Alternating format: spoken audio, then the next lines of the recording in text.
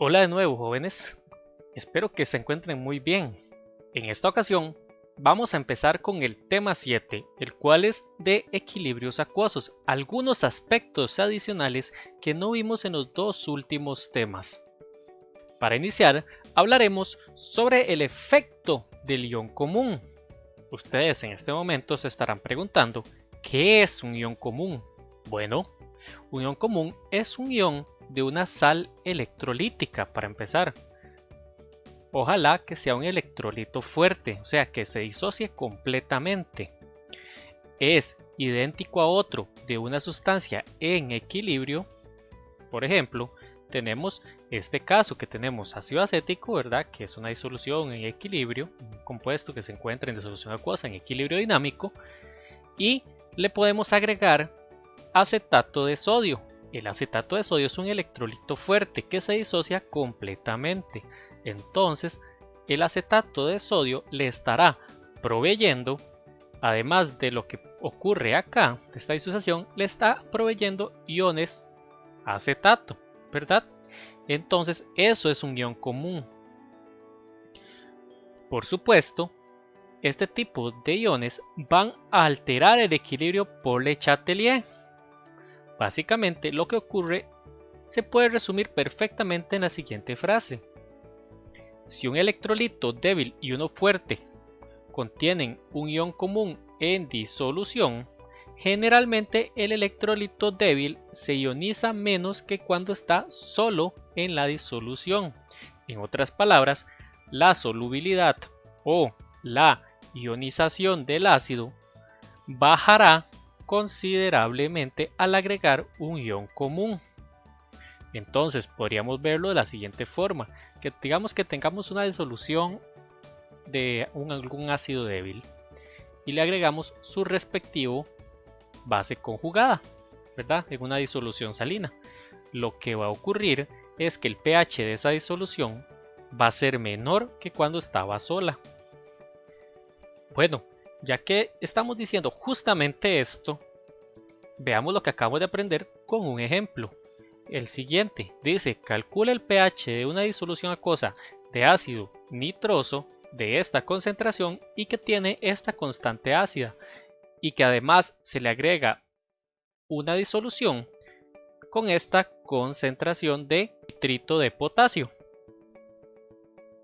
Ahora bien, ¿cómo se resuelve este tipo de ejercicios? Bueno, primero planteamos la reacción de equilibrio. Lógicamente, también debemos plantear la ecuación del equilibrio dinámico con su respectiva constante de equilibrio. Teniendo ya esto montado, lo que hacemos es nuevamente utilizar el cuadro que hemos visto en los últimos dos capítulos, un cuadro que nos va a traer de forma más controlada lo que son los equilibrios estequiométricos, o sea, cuánto se consume, cuánto se va. En este equilibrio, ustedes notarán una pequeña diferencia con respecto a los que hemos visto anteriormente, que acá ya colocamos algo en la parte de los productos, no solo 0. Ahora ponemos 0,10, que corresponde a la concentración de la base conjugada o del ion común. Procedemos de la misma manera como lo hicimos en los dos capítulos anteriores y tenemos este valor de la constante ácida. Por supuesto, como hemos visto anteriormente, el valor de X es prácticamente despreciable con respecto a estos dos cuando está en una suma, no cuando está en un producto. Entonces podemos eliminarlos, obteniendo que el valor de X, que es lo que nos importa porque nos están preguntando el pH, ¿verdad? Y X es lo mismo que la concentración de H más al final del equilibrio, es lo siguiente. Como lo dije anteriormente, el P de X es lo mismo que el pH. Calculando el pH o el P de X nos damos cuenta que es de 3,42. Les insto a que lo hagan de casa comprobando lo que les dije anteriormente, haciendo este ejercicio igual calculando el pH de esta disolución acuosa sin utilizar este valor, o sea solamente el hasta acá, resolver el ejercicio hasta este punto y se van a dar cuenta cómo afecta el ion común este tipo de disoluciones. Para comenzar a introducir el tema que sigue, les dejo esta pregunta. ¿Qué pasará si agregamos H+ en lugar de la base conjugada? Para responder la pregunta que les dejé, introducimos el tema de disoluciones amortiguadoras, también conocidas como disoluciones buffer. Bueno, ¿y esto con qué se come? ¿Qué es una disolución amortiguadora? Básicamente son disoluciones que resisten los cambios de pH. O sea, le podemos agregar un ácido fuerte y el cambio de pH no va a ser tan grande. Generalmente, los ácidos y las bases que se agregan a estas disoluciones se consumen a un ritmo muy lento, a no ser que le agreguemos un exceso de ácido que ya la disolución amortiguadora simplemente no la aguante. Estas disoluciones se hacen con el ion común de su respectivo conjugado, por así decir, la que vimos anteriormente del ácido nitroso con el nitrito de potasio es una disolución buffer o amortiguadora. Estas disoluciones se hacen estrictamente con ácidos y bases débiles, no se pueden hacer utilizando ácidos fuertes. ¿Por qué? Porque se ocupa que haya un equilibrio dinámico significativo. Por supuesto, si usted le agrega un ácido fuerte o una base fuerte a una disolución buffer, lo que va a pasar es que esta disolución buffer va a aguantar el cambio de pH, como lo vamos a ver más adelante. Bueno, ¿cómo funcionan estas disoluciones buffer? Recuerdan que estamos en el tema de equilibrios, ¿verdad? Todo este bloque para este tercer parcial básicamente es equilibrios, ¿recuerdan? Como ustedes podrán imaginarse entonces, las disoluciones amortiguadores trabajan utilizando el principio de Le Chatelier. ¿Cómo así? Veamos con el siguiente ejemplo. Supongamos que tenemos un ácido monoprótico que es débil y trabaja de la siguiente forma. Cuando nosotros hacemos este valor, ¿verdad? Nada más despejamos H+ con los demás variables, nos damos cuenta que hay una dependencia directa de la concentración del ácido débil con su respectiva base conjugada. Entonces, cuando agregamos un ácido débil o un ácido fuerte, esto va a hacer que se varíe. Entonces, si se agrega mucho de esto, entonces el pH va a bajar, ¿verdad? Bueno, ¿qué pasará si le agregamos H+ a una disolución amortiguadora? Básicamente, lo que ocurre es que el pH, por supuesto, va a bajar, pero va a bajar a un ritmo muy lento, no va a bajar tan rápido. Más adelante vamos a hacer un ejercicio para que vean cómo es que pasa esto. Este otro ejercicio es uno para cuando tenemos una disolución amortiguadora y le agregamos OH-, una base fuerte. Si vemos, lo que se produce es agua y la base conjugada. Entonces, para el caso del OH- tendríamos la siguiente fórmula. De igual manera, si nosotros vemos al ir agregando OH-, lo que va a pasar es que simplemente se va a ir consumiendo, ya sea en este caso el ácido conjugado, y la base conjugada se va produciendo. Entonces, por Le Chatelier, esta misma base conjugada en exceso va a devolver la reacción para mantener el equilibrio químico. Por eso es que los buffers varían tan poco. En esta imagen vemos lo siguiente, lo que les acabo de decir. Con una disolución amortiguadora, ácido fluorhídrico, ion fluoruro, puede ser fluoruro de potasio, por ejemplo. Cuando está inicialmente, ella se mantiene en un equilibrio dinámico, como lo hemos visto en todo este bloque, ¿verdad? Entonces, cuando se agrega H+, por supuesto, va a aumentar la concentración de HF, pero inmediatamente se va a nivelar consumiendo el H+ que se va agregando con el F- para producir HF. Entonces no hay tanta concentración de iones hidróneos, se reduce y se mantiene un pH relativamente balanceado. Caso análogo ocurre cuando se agrega OH-. Por supuesto, usted debe esperar que la concentración de OH- incremente, pero no va a incrementar significativamente. ¿Por qué? Que inmediatamente al entrar el OH, el HF va a reaccionar con el OH para producir F- y agua. Entonces se va a mantener la concentración de ambos reactivos, manteniendo así un pH parecido, manteniendo el equilibrio mediante el proceso de Le Chatelier. Bueno, ya que hemos hablado un poco de la teoría detrás de las disoluciones amortiguadoras, ¿por qué no hacemos un cálculo de pH? No obstante, antes de empezar a hacer estos cálculos, voy a introducirles una fórmula que es literalmente venerada por muchos químicos y muchísimos microbiólogos, la cual es la siguiente. Primero, para deducir esta fórmula, tenemos esta ecuación que es básicamente la de calcular la concentración de ion hidronio a partir de la ecuación del equilibrio, ¿cierto? Entonces, si esto lo pasamos a sus respectivos valores P, ¿verdad? Solamente multiplicamos por P toda esta parte de la izquierda y por ende toda la parte de la derecha también para mantener la hegemonía en lo que son las ecuaciones matemáticas.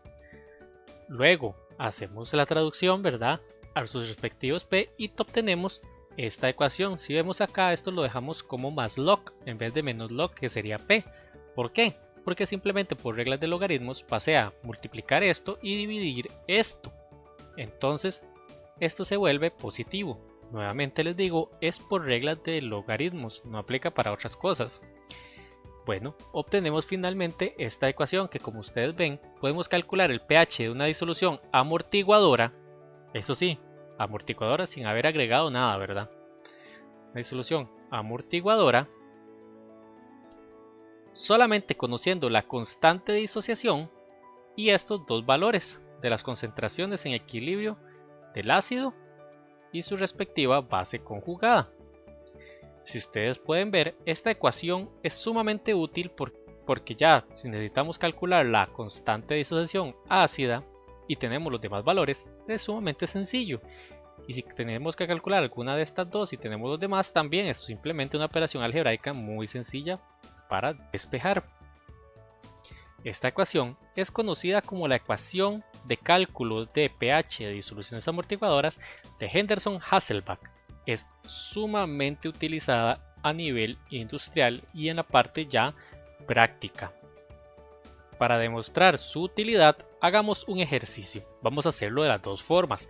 De la forma larga, la que hemos visto anteriormente, utilizando el cuadrito de equilibrio, y la otra utilizando la ecuación de Henderson-Hasselbalch directamente. Es un ejercicio típico que ustedes se pueden encontrar en un laboratorio.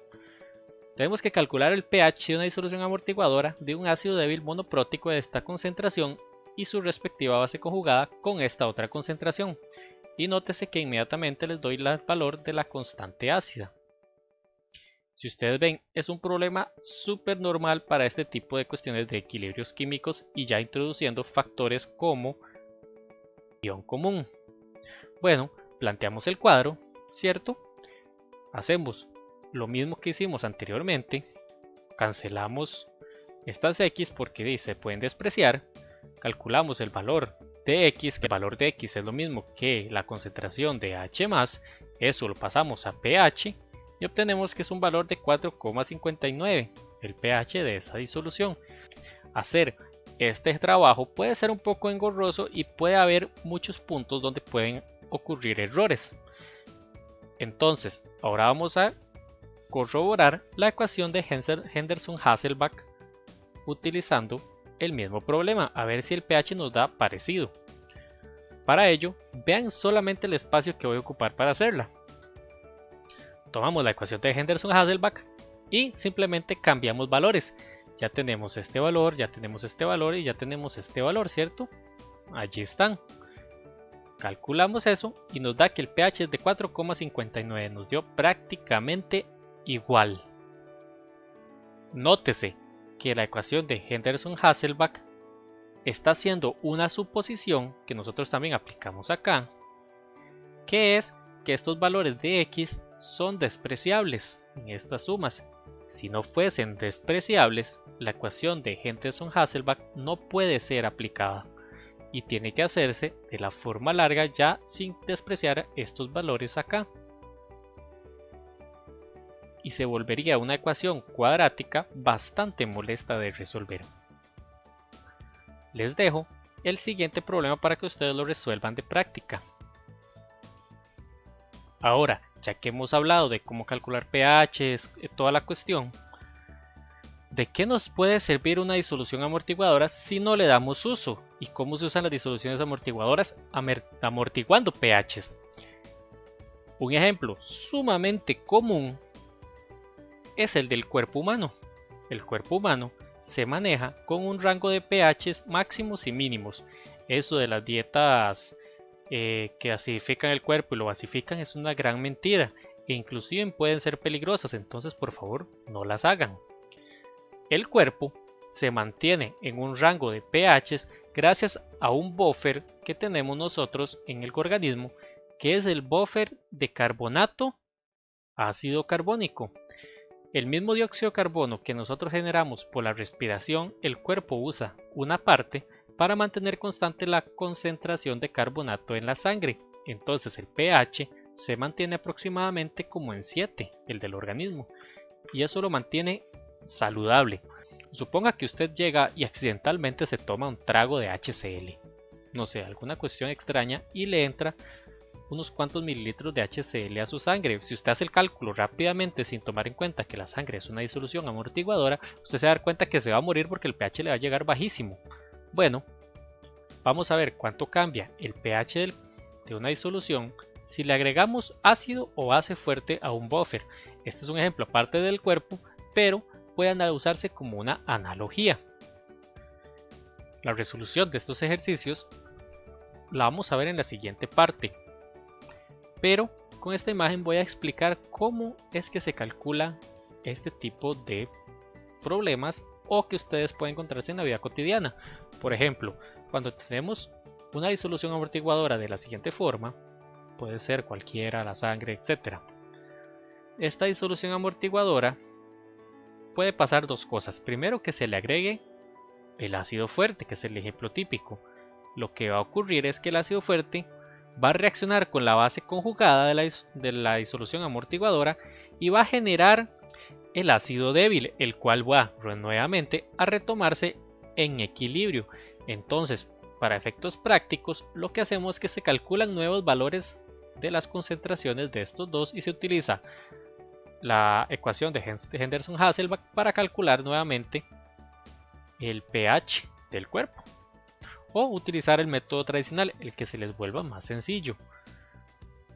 En el otro caso, cuando se agrega una base fuerte, digamos que usted accidentalmente se chupó un pellet de potasa, no lo hagan, es sumamente peligroso, pero digamos que accidentalmente ustedes se chuparon uno.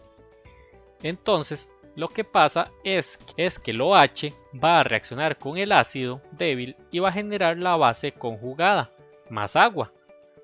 Entonces nuevamente eso va a entrar en equilibrio dinámico para obtener un nuevo equilibrio, ¿verdad? Concentraciones que están nuevamente en equilibrio, manteniéndose al margen de la constante de equilibrio. Entonces de nuevo se calculan los nuevos valores del ácido y su base conjugada y se utiliza los valores de las nuevas concentraciones, ya sea por el método tradicional o Henderson-Hasselbalch, para calcular nuevamente el pH. Este tipo de trabajo lo podemos dividir en dos etapas. Primero, un cálculo estequiométrico, que sería la primera parte, la primera mitad, lo de calcular los nuevos valores de concentraciones, y luego sería un cálculo de equilibrio, sea con el cuadrito y las constantes de equilibrio y la ecuación de equilibrio, o utilizando Henderson-Hasselbalch, cualquiera de las dos. Finalmente, les dejo este problema para su resolución. Vean que les puse que calculen el cambio de pH tras agregar 0.05 mol de KOH y que comparen este valor que obtuvieron utilizando una disolución amortiguadora con el pH que obtendrían si no utilizan un buffer. Es un ejercicio sumamente interesante y se van a dar cuenta lo importante que muchas veces pueden ser los buffers para amortiguar cambios bruscos de pH. Esto sería todo por la primera parte de este tema. Nos vemos en la próxima.